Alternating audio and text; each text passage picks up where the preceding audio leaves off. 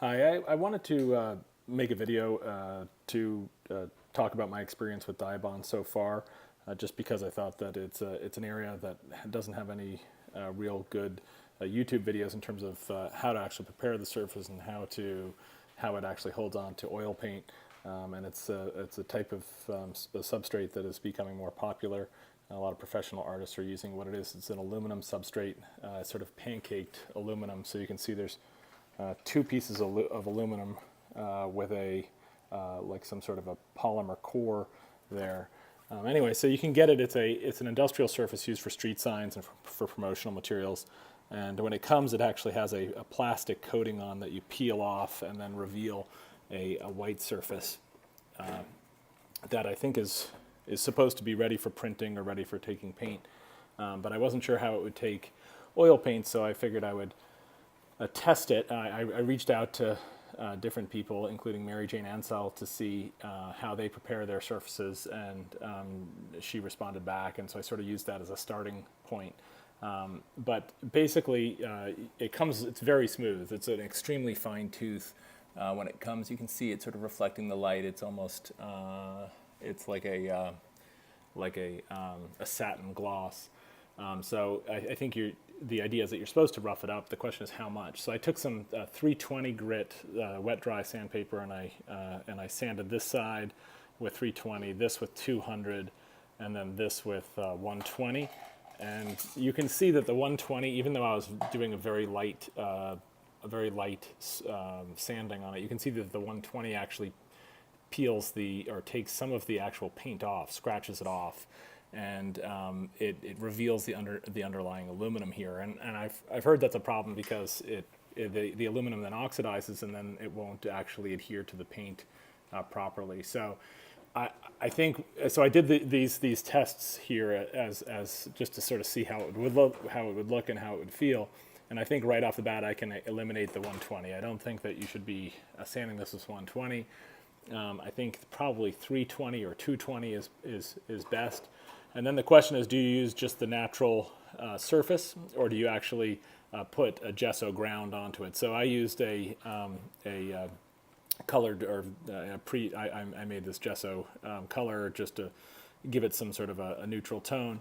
And so I didn't gesso here, up here. I didn't gesso here. I did gesso with one coat here, and then did gessoed with two coats down here, and I used a foam roller to actually put the gesso on.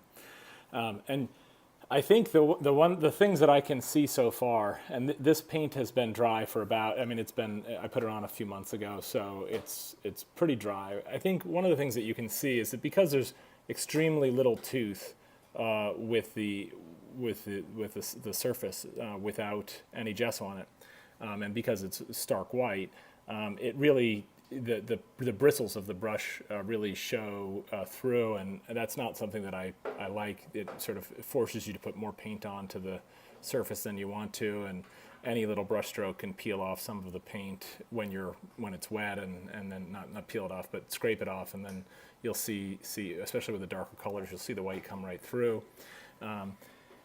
So I think I've decided that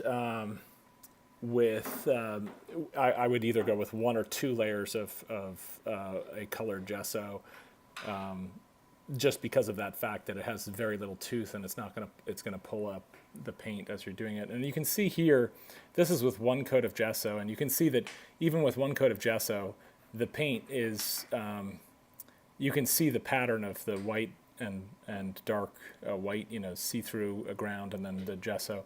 You can see that pattern underneath these strokes here, and that also bothers me. So I think I would go for something like this, where when you put on a stroke of paint, it actually covers the surface well.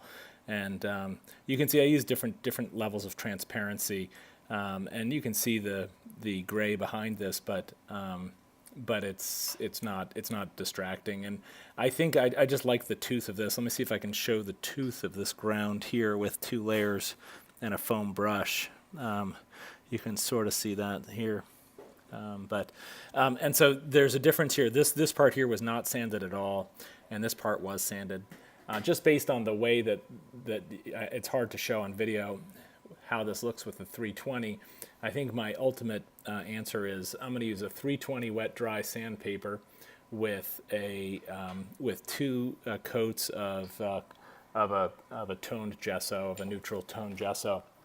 And I think I actually have some of the actual sandpaper right here. This is the sandpaper I used in this 320 right here, and I didn't do it while it was wet. I just did it when it was dry. I presume that you could do both, but anyway, I just thought that this would be worthwhile to some oil painters who are interested in seeing how the paint adheres and how how to start out with DIBOND material.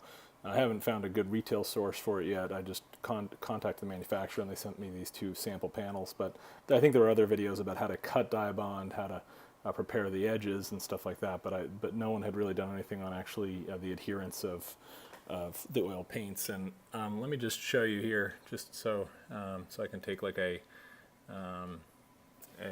palette knife and sort of just scrape a little bit of, sort of see how it does. Yeah, so it does come right off. It comes right off with a palette knife, and that's not fantastic. But this is not completely dry yet. And then let's go down here and just see. Yeah, so I mean, if that concerns you, you have to be fairly careful with this. I'm not so sure that this wouldn't happen with canvas at this stage, anyway. But it's a little bit concerning to me, but anyway, just thought I would show it to you. Thanks.